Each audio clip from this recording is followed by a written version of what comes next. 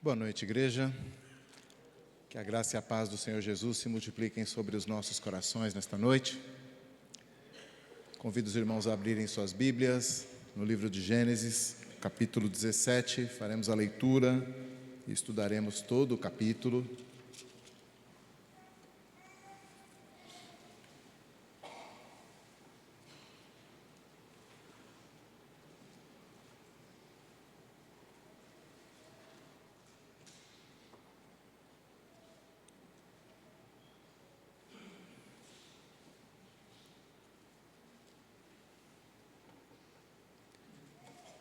Gênesis capítulo 17.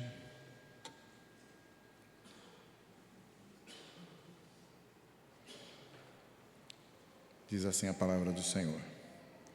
Quando atingiu Abrão a idade de 99 anos, apareceu-lhe o Senhor e disse-lhe: Eu sou o Deus Todo-Poderoso, anda na minha presença e sê perfeito. Farei uma aliança entre mim e te multiplicarei extraordinariamente. Prostrou-se Abrão, rosto em terra, e Deus lhe falou: Quanto a mim, será contigo a minha aliança, serás pai de numerosas nações. Abrão já não será teu nome, e sim Abraão, porque por pai de numerosas nações te constituí. Far-te-ei fecundo extraordinariamente, de ti farei nações, reis procederão de ti.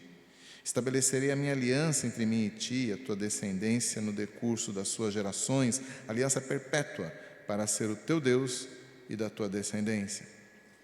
Dar-te-ei à tua descendência a terra das tuas peregrinações, toda a terra de Canaã em possessão perpétua, e serei o seu Deus. Disse mais Deus a Abraão: Guardarás a minha aliança, tu e a tua descendência no decurso das suas gerações. Esta é a minha aliança, que guardareis entre mim e vós e a tua descendência. Todo macho entre vós será circuncidado. Circuncidareis a carne do vosso prepúcio. Será isso por sinal da aliança entre mim e vós. O que tem 8 dias será circuncidado entre vós. Todo macho nas vossas gerações, tanto o escravo nascido em casa, como o comprado a qualquer estrangeiro que não for da tua estirpe. Com efeito, será circuncidado o nascido em tua casa e o comprado por teu dinheiro. A minha aliança estará na vossa carne e será aliança perpétua. O incircunciso, que não for circuncidado na carne do prepúcio, essa vida será eliminada do seu povo. Quebrou a minha aliança. Disse também Deus a Abraão: A Sarai, tua mulher, já não lhe chamarás Sarai, porém Sara. Abençoá-la-ei e dela te darei um filho. Sim, eu a abençoarei e ela se tornará nações, reis de povos procederão dela. Então se prostrou Abraão, rosto em terra, e se riu e disse consigo: A um homem de 100 anos há de nascer um filho? Dará à luz Sara com seus 90 anos? Disse Abraão a Deus: Tomara que viva Ismael diante de ti. Deus lhe respondeu: De fato, Sara, tua mulher, te dará um filho, e lhe chamarás Isaque. Estabelecerei com ele a minha aliança, aliança perpétua para a tua descendência. Quanto a Ismael, eu te ouvi. Abençoá-lo-ei e falo-ei fecundo e o multiplicarei extraordinariamente. Gerará 12 príncipes e dele farei uma grande nação. A minha aliança, porém, estabelecê-la-ei com Isaque, o qual Sara te dará à luz, neste mesmo tempo, daqui a 1 ano. E fim desta fala com Abraão, Deus se retirou dele, elevando-se. Tomou, pois, Abraão a seu filho Ismael, e a todos os escravos nascidos em sua casa, e a todos comprados por seu dinheiro, todo macho dentre os de sua casa, e lhe circuncidou a carne do prepúcio de cada um, naquele mesmo dia, como Deus lhe ordenara. Tinha Abraão 99 anos de idade, quando foi circuncidado na carne do seu prepúcio. Ismael, seu filho, era de 13 anos, quando foi circuncidado na carne do seu prepúcio. Abraão e seu filho Ismael foram circuncidados no mesmo dia. E também foram circuncidados todos os homens da sua casa, assim os escravos nascidos nela, como os comprados por dinheiro ao estrangeiro. Até aí a nossa leitura.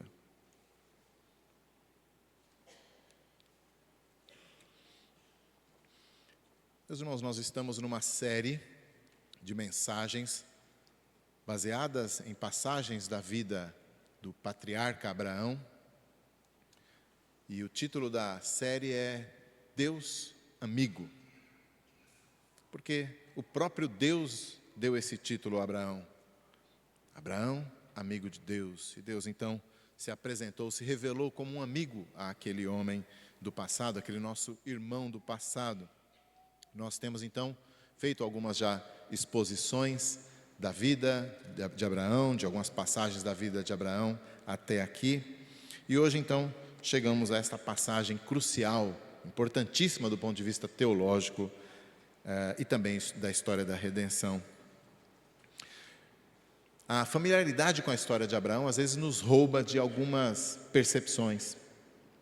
Por exemplo, quando lemos a narrativa da história de Abraão, nós percebemos a habilidade do narrador, a habilidade literária do autor, Moisés, que vai construindo todo um crescendo dramático que nos faz compartilhar de uma crescente tensão, de uma expectativa que estava na vida daquele homem. Quando nós lemos com atenção, percebemos isso claramente. O progresso da narrativa vai sendo mostrado, por exemplo, pela idade de Abraão. Abraão ainda, com 75 anos de idade, sai de Harã com a promessa de ser uma grande nação, lá no capítulo 12. Depois, com 86 anos, ele passa por aquela tentativa de Sarai de lhe dar um filho por meio da sua serva, Agar, lá no capítulo 16. E agora o capítulo que estamos lendo inicia já, abre, versículo 1, anunciando que ele já havia chegado aos 99 anos. E assim ainda haverá outras marcações da vida de Abraão, da idade de Abraão, nos ajudando a perceber esse desenrolar. Aquilo que a gente lê em uma sentada, 3 capítulos, 5 capítulos, na verdade é uma vida. E não apenas a idade avançada dele, mas a da sua esposa também. Desde o início nós fomos informados de que Sarai era estéril, não podia ter filhos. Isso ainda lá no capítulo 11, versículo 30. Mas somente agora, no nosso capítulo, o autor sagrado nos informa de que, além de tudo, Sarai era igualmente idosa, com 89 anos, diz o versículo 17. Aí, né? Se ela ficasse grávida naquele momento, ela só teria filhos aos 90, já que Deus dá um prazo de 1 ano. Então, nesse momento da nossa leitura, 89 anos tinha Sara. Um outro detalhe que nos mostra essa progressão da expectativa são as promessas de Deus para Abraão.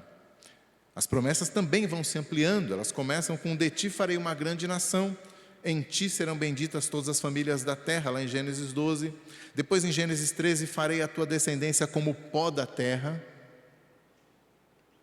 incontável. No capítulo 15, a tua descendência será incontável como as estrelas. E agora, no capítulo 17, versículo 4, serás pai de numerosas nações. A idade avançadíssima de ambos, com todos esses detalhes do tempo que vai transcorrendo e o filho não vem, tudo isso vai realçando o caráter milagroso da descendência prometida.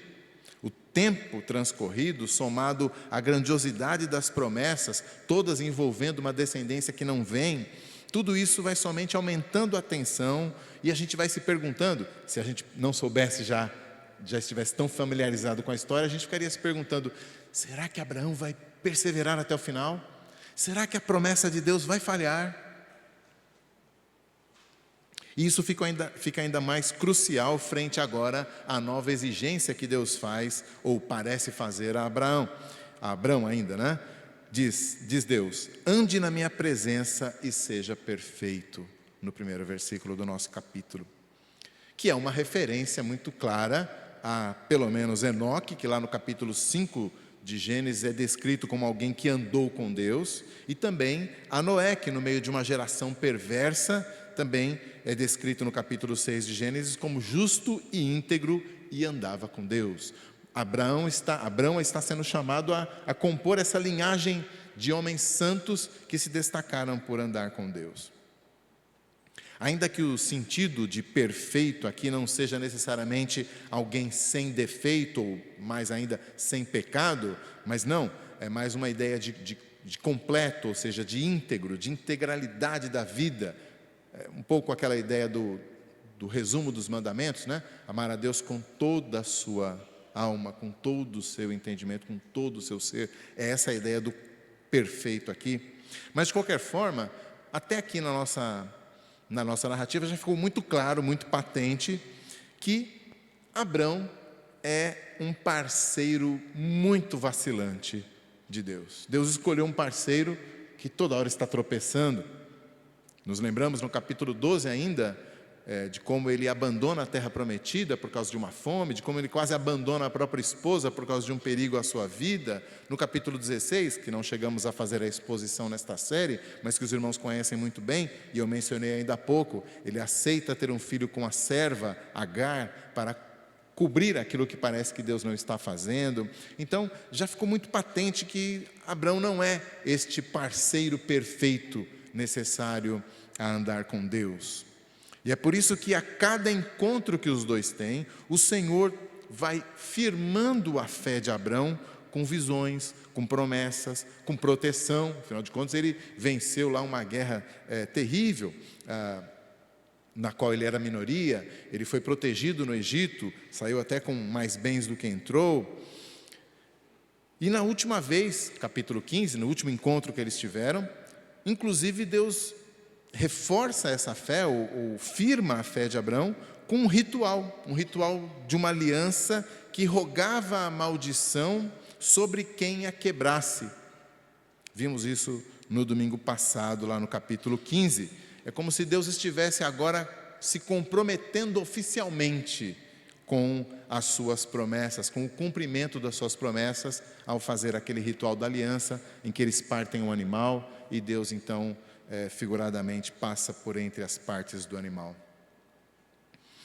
E agora, capítulo 17, mais uma vez, Deus renova a sua já antiga promessa, quase 25 anos, promessa de uma descendência abençoada, e ele diz então: farei contigo uma aliança. Esse farei aí é mais a ideia de entregar, de conceder uma aliança. E o sentido não é que Deus agora está fazendo, está iniciando, criando uma aliança do nada. Não, a aliança já está estabelecida ou já está proposta, mas Deus vai confirmando, tornando cada vez mais firme, mais bem estabelecida esta mesma aliança que ele já propôs desde o capítulo 12. Mas agora então ele estabelece, essa é a tradução que aparece no versículo 7, depois no 19, depois no 21, estabelecerei. O sentido é esse: eu vou torná-la mais firme para você, Abrão. E dessa vez Deus toma mais providências para garantir que a sua aliança vai permanecer de pé, socorrendo a fé de Abrão, por meio de inúmeras concessões à pequenez do próprio Abrão. São dois parceiros numa aliança. Um parceiro é perfeito e chama o outro a ser perfeito, mas ele está muito longe disso. E esse parceiro perfeito, então, o próprio Senhor Deus, vai providenciar, vai prover tudo aquilo que o seu parceiro mais fraco necessita para alcançar o cumprimento final dessas promessas. E, apesar do texto ser um tanto longo e muito rico de detalhes, vamos tentar nos concentrar aqui em três dessas concessões de Deus. Primeiro, ele lhe dá a Abrão um novo nome. Depois, ele dá um sinal visível da sua aliança. E, por fim, ele concede a Abrão uma auxiliadora da promessa. Começando então com o novo nome. Como os irmãos sabem muito bem, nomes são muito importantes na narrativa bíblica, porque naquela cultura esperava-se que o nome de uma pessoa, o nome de alguém, o identificasse, dissesse algo a respeito de quem ele é.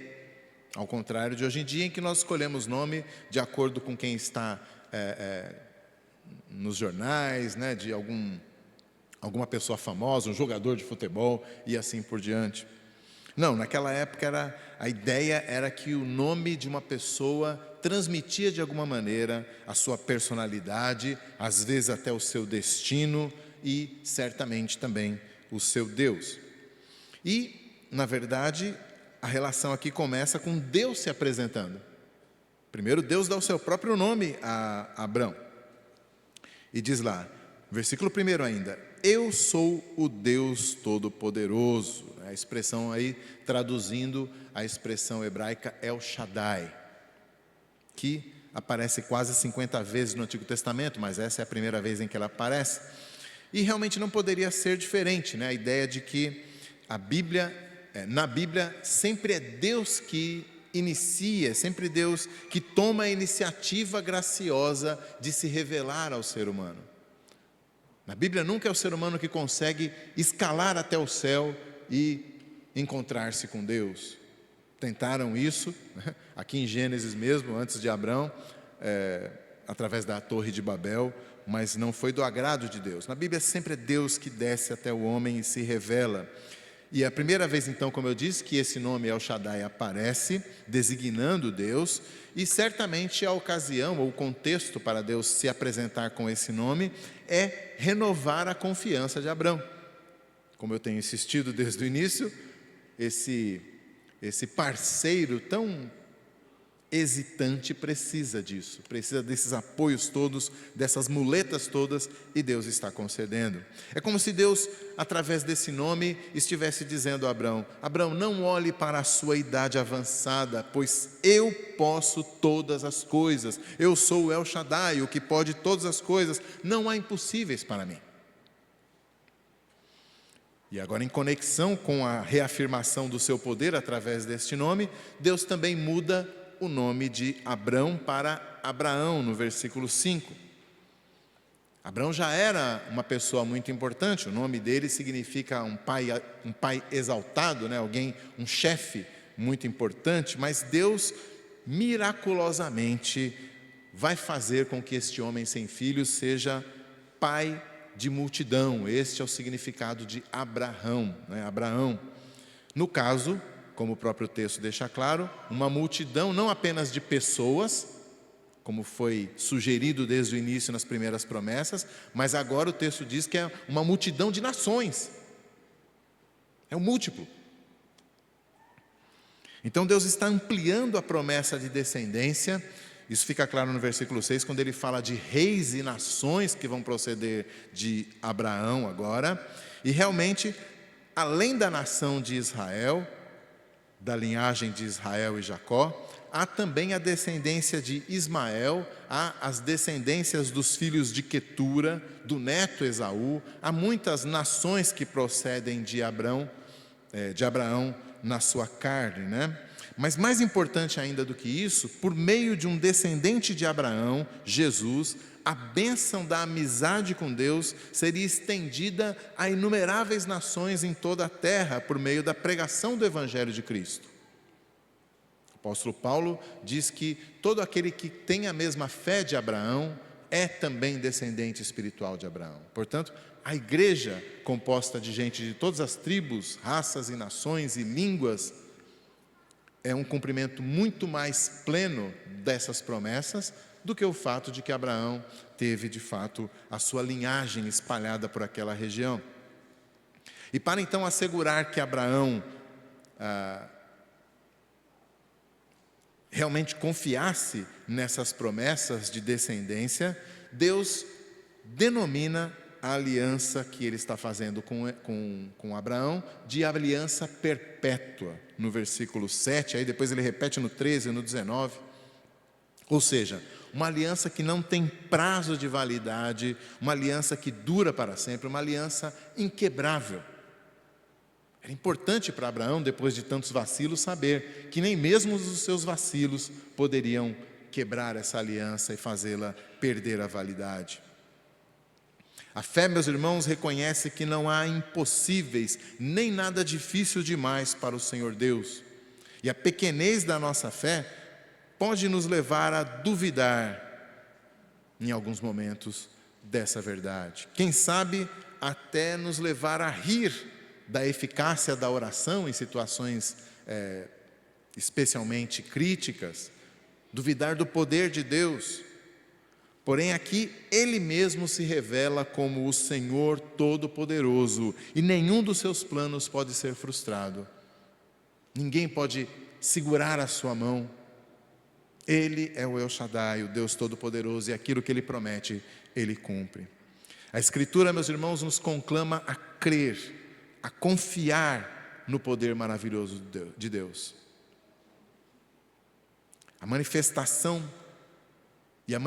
mais poderosa e mais graciosa desse poder imparável de Deus é, por meio da operação e da habitação do seu Santo Espírito, nos renovar e nos fazer novas criaturas.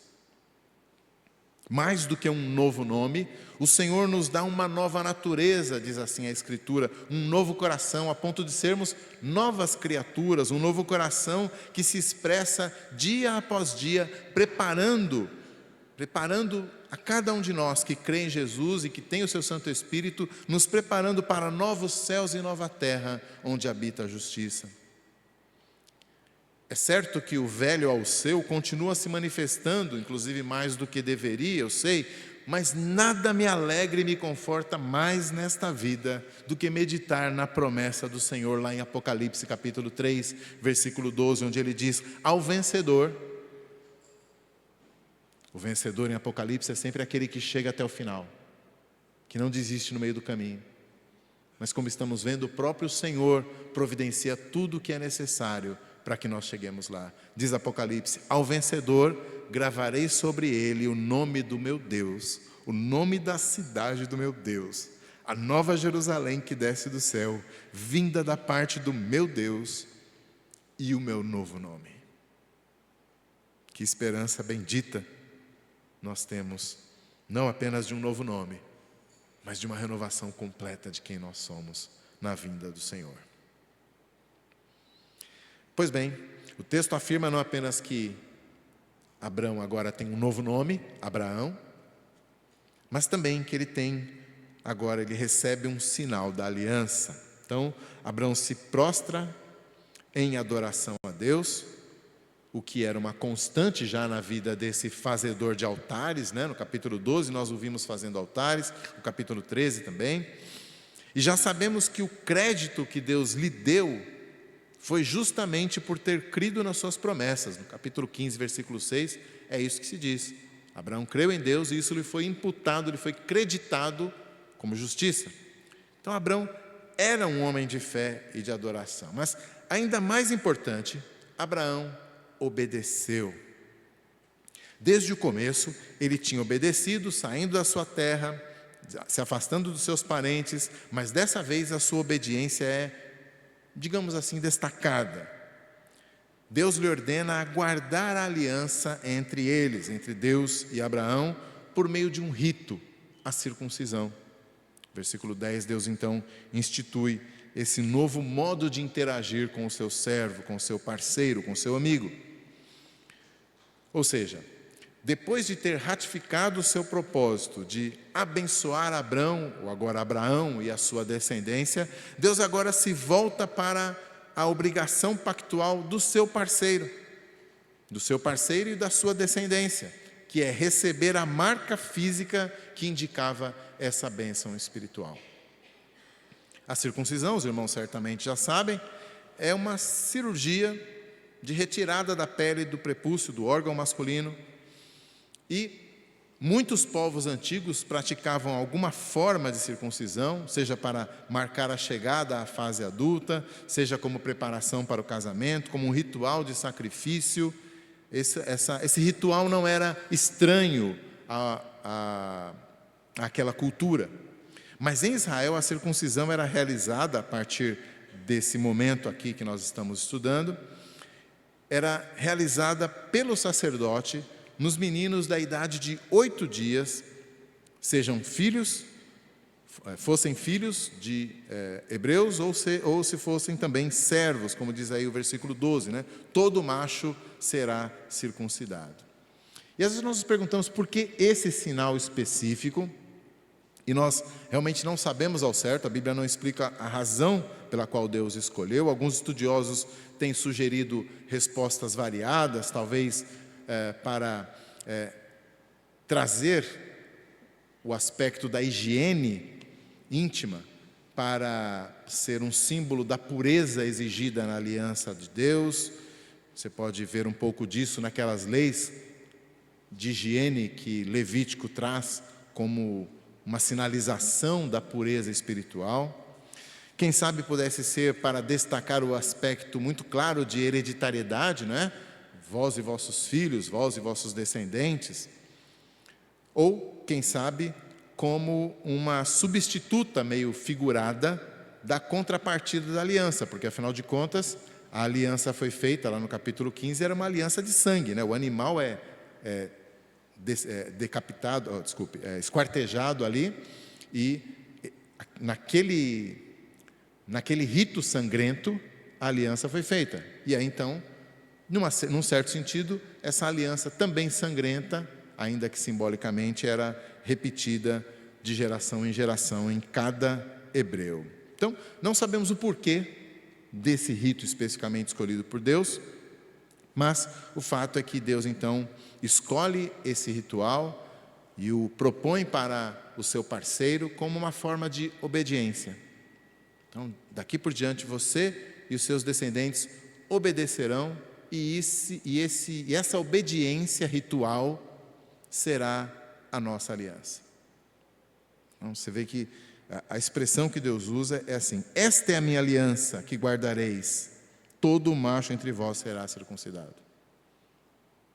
A circuncisão se torna não apenas um símbolo da aliança, mas é a própria aliança. A aliança é essa: vocês circuncidarão os seus filhos a partir dos 8 dias, diz aí o versículo 12, né? Então é um sinal da aliança. Mas o que significa um sinal? Um sinal serve para indicar algo maior, mas o sinal sempre mantém uma relação tão íntima, tão estreita com aquilo que ele representa, ao ponto de praticamente indicar a presença daquilo que é representado.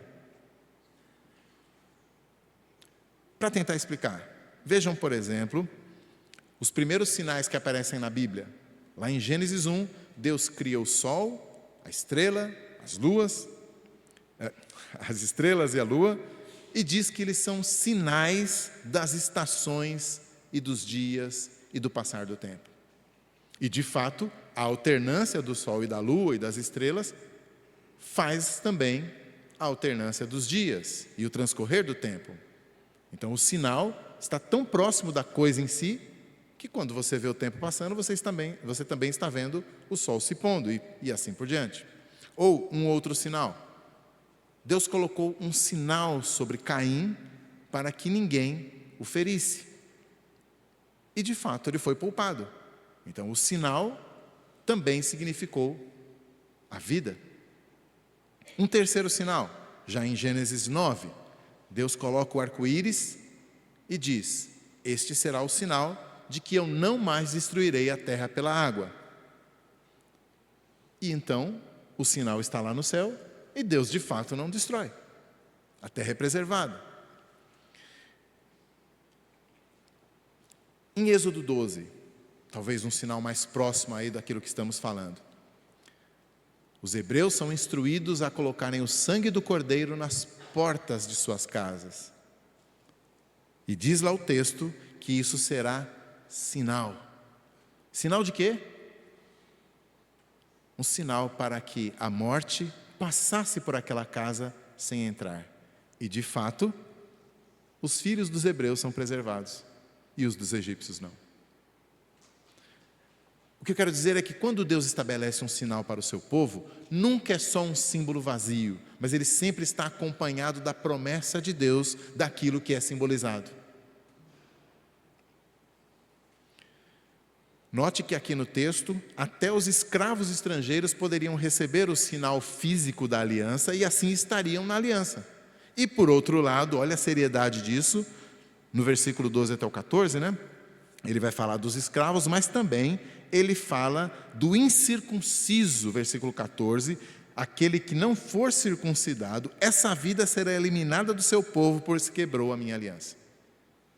Então não é apenas um símbolo, é alguma coisa que indica, mas sem importância. Não, se não tiver o sinal, não está na minha aliança, não pertence ao meu povo e, portanto, deve ser eliminado. Por outro lado, aquele que nem é do sangue de Abraão, mas se tiver o sinal da minha aliança, está na minha aliança e, portanto, será abençoado. Então, quando se trata de um sinal estabelecido por Deus, ele vai muito além de um mero símbolo, e na teologia reformada nós chamamos isso de selo.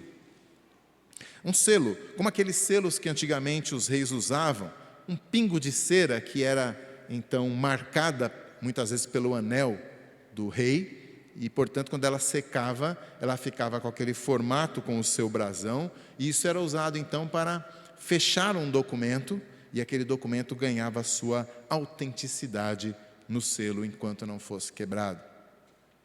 Pois bem, o Espírito Santo usa estes sinais visíveis para confirmar em nossos corações a autenticidade da promessa divina, da promessa de Deus, de maneira tal que a nossa fé consegue se apegar melhor e mais forte a essas promessas. Esse é o sentido de um sacramento. A promessa é a mesma, mas por causa da nossa fé tão vacilante quanto a de Abraão, ela precisa de apoios, de muletas.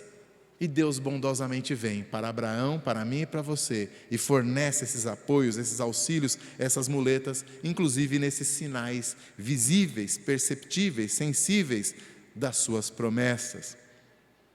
Então o Espírito Santo usa esses sinais para que nós, olhando, percebendo com os nossos sentidos o sinal da promessa, tenhamos a nossa fé fortalecida, e assim nós nos apegamos mais pela fé a essa promessa, e pelo fato de termos uma fé mais firme nessas promessas, o Espírito então aplica as verdades dessas promessas no nosso coração.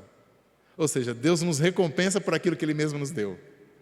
Esse é o tamanho da bondade do Senhor, nos suportando na nossa fragilidade, na nossa fraqueza e nas nossas limitações.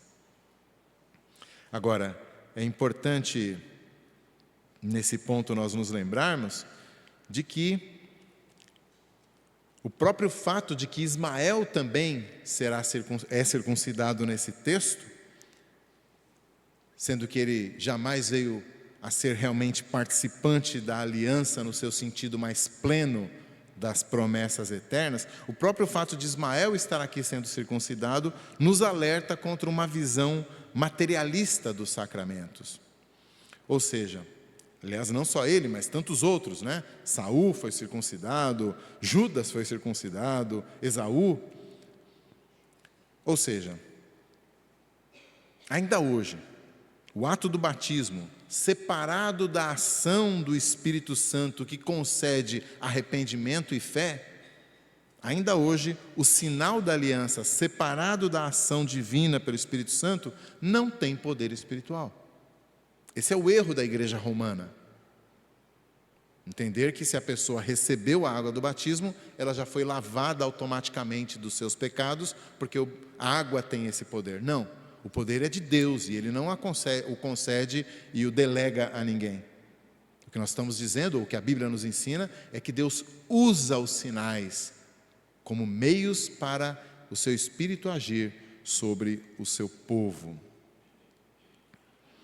Pois bem, voltando ao nosso texto, depois desse parêntese teológico, mais à frente, no versículo 23 ao 27, o texto então vai nos mostrar que Abraão creu na promessa de Deus e obedeceu, mais uma vez. Naquele mesmo dia, o texto repete 2 vezes a expressão, todos foram circuncidados, desde Abraão, com 99 anos, até seu filho Ismael com a escrava Agar, que estava com 13 anos, um adolescente, e também todos os seus escravos. Todos receberam o sinal de pertencimento à aliança do Senhor.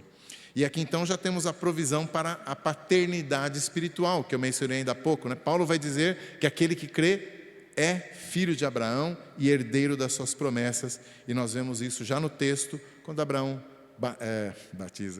Abraão circuncida os seus servos com o sinal, com o selo de serem pertencentes ao Deus de Abraão.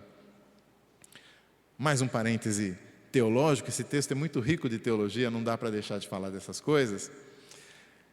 Na teologia reformada, essa capacidade de Abraão de representar todos aqueles que recebem a sua circuncisão perante Deus, essa capacidade de representatividade, é chamada de federalidade.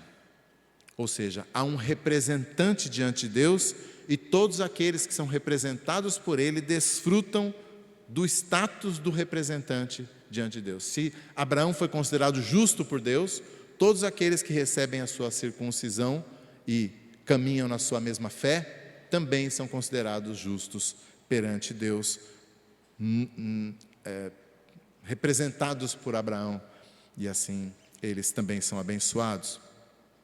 O apóstolo Paulo, falando já da nova aliança, onde a circuncisão é substituída pelo batismo, na carta dele aos Colossenses, capítulo 2, versículo 11 e 12, diz assim: em Cristo também fostes circuncidados, não por intermédio de mãos, mas no despojamento do corpo da carne, que é a circuncisão de Cristo, tendo sido sepultados juntamente com ele no batismo, no qual igualmente fostes ressuscitados mediante a fé no poder de Deus que o ressuscitou dentre os mortos. Ou seja, o que Paulo está dizendo é que Cristo Jesus é o nosso representante federal perante Deus, e o sinal de que estamos federados a Ele, representados por Ele, foi a circuncisão no Antigo Testamento, na Antiga Aliança, mas desde a sua morte e ascensão ao céu, o sinal é o batismo.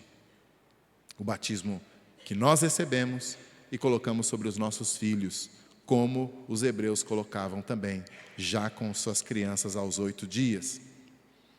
O batismo é o sinal da nova aliança, e sendo o sinal da nova aliança, o batismo é o sinal de que alguém pertence ao Senhor, o selo de que Ele é o meu Deus e o da minha descendência, e de que nós somos amigos de Deus e andamos na sua presença. Esse é o significado do batismo. O Senhor, então, como estamos vendo, cercou Abraão de auxílios para que a sua fé se fortalecesse e ele pudesse andar com Deus. Primeiro deu a ele um novo nome, com toda aquela carga de significados que vimos, ligados à própria promessa de Deus. Depois deu a ele um sinal físico, apontando também para essas mesmas promessas. E Deus também lhe deu uma auxiliadora nessa caminhada com Deus. Além da pequenez de Abraão em geral, que eu estou insistindo desde o começo, ficou muito claro no episódio com a escrava egípcia, de que a promessa feita ao famoso pai da fé precisava também de uma auxiliadora da fé. Claro, é a promessa de uma descendência. Não era possível ser concretizada sem uma auxiliadora. E é isso então que Deus providencia aí nos versículos 15 e 16.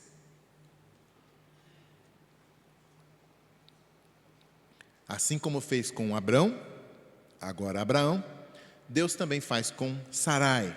Ele muda o nome dela para Sara. Ao contrário de Abrão e Abraão, que tem uma diferença no sentido, aqui não. Parece que Sara e Sarai são apenas jeitos diferentes de dizer princesa. Mas a mudança de nome faz com que Sara seja incluída nos planos do Senhor para o seu servo Abraão. É dela que virá o filho da promessa, e portanto as muitas nações e reis da descendência de Abraão também sairão dela. Você pode perceber que há um paralelo perfeito aí no versículo 15 e 16, quando Deus dá um novo nome para Sara, dizendo que abençoará no 16, e ela se tornará nações, reis de povos procederão dela. Há um paralelo com a promessa que Deus acabará de fazer também a Abraão, reis e povos procederão de ti, procederão dela também. E a promessa dessa gravidez surpreende Abraão, e ele então, disfarçando talvez a sua incredulidade, e até a sua irreverência, ele abaixa a cabeça, diz o texto, no versículo 17, ele se prostra, rosto em terra, mas ao invés de adorar, ele se ri. Ele dá risada. Parece que no fundo, apesar da aparência de piedade, se prostrando diante de Deus, Abraão está pensando, mas com a nossa idade? Talvez ele até esteja pensando, mas poxa, ele já teve todo o tempo do mundo, estou há 25 anos esperando isso. E agora, daqui a um ano ainda? E ele se ri. Então fica claro que quando aceitou o plano de Sarai de conseguir um herdeiro dando um jeitinho, por meio da serva Agar, Abrão realmente acreditou que aquele era o único caminho para alcançar a promessa de um descendente que Deus lhe havia feito. É esse o caminho, não tem jeito, não dá para esperar mais. E mesmo agora, 13 anos depois, ele oferece a Deus Ismael. Versículo 18, tomara Ismael viva diante de ti. O que significa isso? Olha, Deus, essa promessa, não é melhor usar um rapaz aqui mesmo?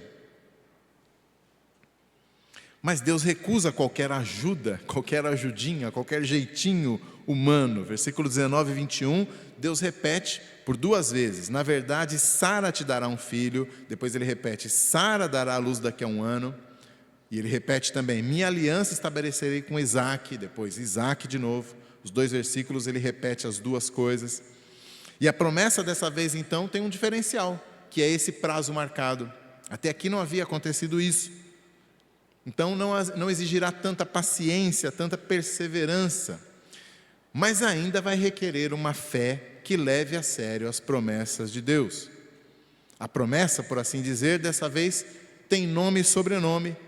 Além do prazo, ela tem um nome e sobrenome. O próprio Deus nomeia o menino, Isaque. E assim ela não vai mais permitir jeitinhos e desvios carnais, porque ela tem um instrumento e um destino certos. É através de Sara, e a criança se chamará Isaque.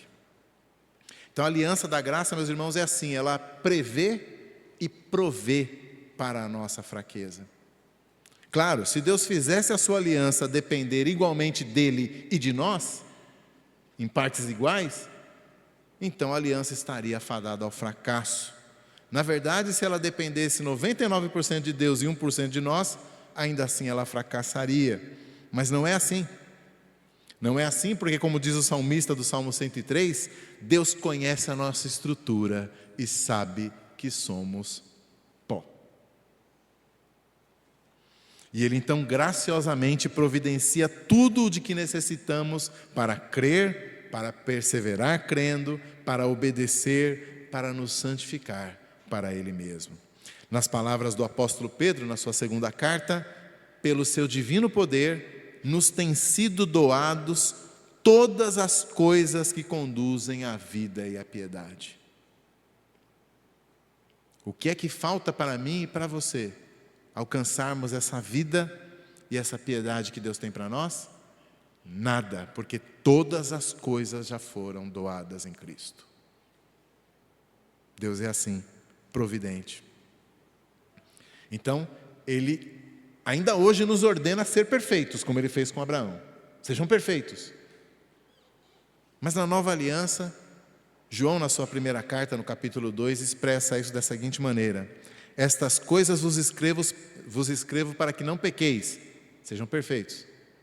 Todavia, se alguém pecar, temos advogado junto ao Pai.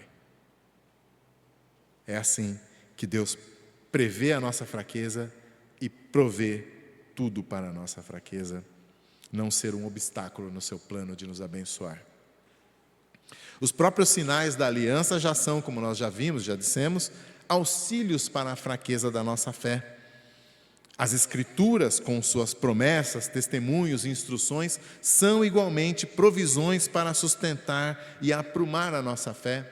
Deus revelou o seu nome El Shaddai para Abraão para ajudá-lo, e ele se revela em muito mais coisas nas Escrituras como um todo para nos ajudar.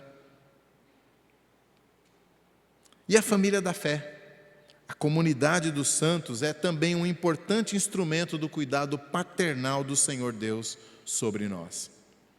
Eu sei que facilmente nós caímos na esparrela de achar que somente podemos ser ajudados por aqueles cristãos mais elevados, superiores, verdadeiros heróis da fé, quem sabe? Para isso, certamente precisaríamos de uma super igreja composta de super crentes, mas não é assim. No caso de Abraão, sua auxiliadora era tão limitada quanto ele mesmo. E na próxima visitação de Deus, no capítulo 18, versículo 12, o Senhor vai repetir a promessa e dessa vez Sara vai rir e duvidar. Ela não era melhor do que ele, mas era a auxiliadora que Deus colocou em sua vida. E aqui nós poderíamos nos restringir e falar de Sara como a esposa crente, o marido crente, o cônjuge crente que nós devemos procurar, sim, alguém que nos ajude na caminhada com Deus e que não seja pedra de tropeço nesse caminho. Já falamos em outras ocasiões aqui sobre crente casar com crente, né? Mas eu quero expandir um pouco mais o sentido aqui. Expandir ao ponto de abranger todos os nossos relacionamentos na família da fé. Quando nós encontramos auxiliadores uns nos outros, e isso a despeito das nossas evidentes limitações, quando nós encontramos auxiliadores uns nos outros, nós somos humilhados pelo Senhor. Porque às vezes aquela pessoa que acabou de chegar na igreja nos fortalece. Às vezes aquela criança diz algo que nos sustenta. Às vezes o adolescente edifica o ancião. E Deus assim nos humilha. Mas paradoxalmente, enquanto somos quebrantados no nosso orgulho, somos fortalecidos na fé que persevera até o fim. Na fé que anda na presença de Deus, na fé que alcança suas preciosas promessas de vida e paz. Quando nós encontramos uns nos outros esses auxiliadores para caminharmos com Deus, na família da fé, na comunidade dos santos, nesse bando de pecadores. Pois bem, eu quero encerrar então com 4 aplicações. Primeiramente, para você que ainda não foi batizado, ainda não recebeu o batismo. Evite dar ouvidos às sugestões de Satanás de que isso é só um rito sem importância, de que só interessa é você e Deus, ou de que não é necessário estar ligado a uma igreja local, afinal de contas elas têm tantos problemas também. Não menospreze o decreto do Salvador. Diz ele, lá em Marcos 16:16, quem crer e for batizado será salvo. A amizade com Deus tem um sinal, um selo dado pelo próprio Deus. Então creia no Evangelho, receba o batismo evangélico e se alegre no Deus Todo-Poderoso que te resgata dos seus pecados por graça e que ordena que você se batize. Faça isso na sua primeira oportunidade. Semana passada, o presbítero Eudivan, que conduz a classe de integração, disse que estão iniciando uma nova turma, não é isso, Eudivan? Então, se você tem frequentado a nossa igreja e ainda não recebeu o batismo cristão, ainda não fez a sua profissão de fé, procure a classe de integração, receba a instrução e fortaleça a sua fé e receba o batismo. É isso que Deus nos ordena a fazer. Em segundo lugar, para você que já é batizado e pertence a uma igreja cristã, mas ainda não batizou os seus filhos, não deixe para depois. Coloque o sinal da aliança de Deus sobre aqueles que o Senhor colocou nas suas mãos. O pediatra vai insistir com os pais sobre a importância da vacinação para a vida das crianças, mas o pastor vai insistir sobre a importância do batismo para que as nossas crianças recebam a promessa de vida eterna com Deus. É através do batismo que essa promessa bendita é passada de geração em geração. Então, não negligencie esse dever paterno com os seus filhos. E não se esqueça também de cumprir os seus votos, porque no batismo nós fazemos votos perante Deus. Orar, ensinar a ler a Bíblia, ensinar a Bíblia, ser um bom testemunho dentro de casa, criar no meio do povo de Deus. Não há nada melhor para ensinar a amizade com Deus do que o exemplo pessoal de vida com Deus, de caminhar, de andar com Deus, dos pais crentes no lar e na igreja. Em terceiro lugar, para você que batizou seus filhos e agora está vendo seus filhos afastados do povo de Deus, da fé que você plantou nos seus corações, quem sabe até afastados de Deus mesmo. Lembre-se, é o El Shaddai que promete. É o Deus Todo-Poderoso que fez uma promessa a você, naquele dia, naquele culto em que você ofereceu seus filhos a Ele, através do batismo. E a promessa que Ele fez a você naquele dia é a mesma feita a Abraão quase 4 milênios atrás, mas aplicada especificamente a você como membro da Igreja de Cristo, trazendo seu filho ao batismo. Portanto, continue confiando, continue crendo. Ele não mente, Ele não se esquece, Ele não falha. Ele é o El Shaddai. Ele revelou o seu nome também a Moisés, lá em Êxodo 34, dizendo: Senhor, Deus compassivo, clemente e longânimo, grande em misericórdia e fidelidade, que guarda a misericórdia até 1000 gerações daqueles que o amam e guardam os seus mandamentos. 1000 gerações. Então, se você está nessa situação, eu te pergunto, esse seu filho ou neto que está afastado é o quê? Segunda, talvez terceira, quarta geração, no máximo quinta. Você acha que ele está fora do alcance dessa promessa? 1000 gerações. Não desista, meu irmão, minha irmã, não desista, continue intercedendo e a seu tempo Deus agirá. Confie nisso, não deixe de confiar nunca. Uma quarta aplicação a você que foi batizado, seja na infância, seja na idade adulta, mas a você que de alguma maneira começou a colocar a sua confiança no próprio batismo. Lembre-se, sem fé e santificação, ninguém andará com Deus. Apenas receber o batismo das mãos dos seus pais ou da mão do seu pastor, apenas estar na igreja, não é estar de fato em aliança de amizade com Deus. Creio que Ismael também tocaria na orquestra se ele fosse da nossa igreja. Ele também cantaria no coralito quando criança. Ele cresceria e seria líder dos jovens, quem sabe, seria eleito diácono, presbítero. Talvez ele fosse ao seminário e virasse pastor. Era um filho de Abraão, segundo a carne, e recebeu o sinal da aliança. Mas ele jamais entrou numa amizade real com Deus, com o Deus do seu pai.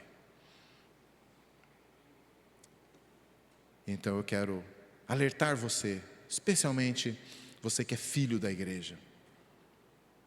Lembre-se, o batismo é sinal da aliança e é instrumento do Espírito para operar a fé no seu coração.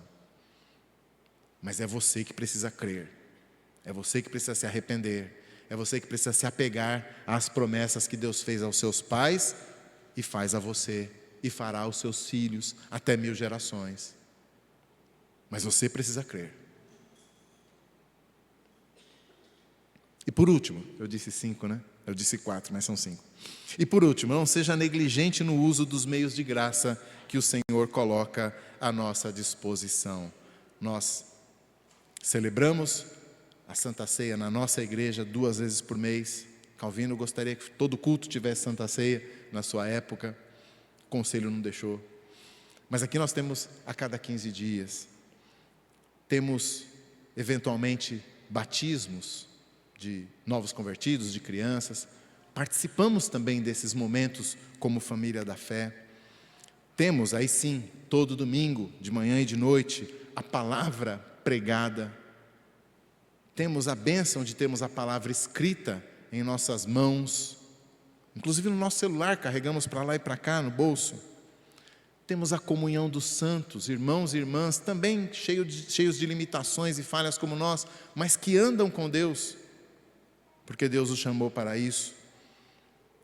Então, não negligencie esses meios graciosos que Deus forneceu. A sua fé não é tão forte quanto parece, quanto você acha. Deus lhe forneceu todos esses apoios. Faça uso deles e ande na presença do Senhor e daqueles que chamam Deus de amigo. Que o Senhor nos abençoe e nos conceda sempre a sua bênção para nós e para a nossa família. Nós vamos cantar mais uma vez.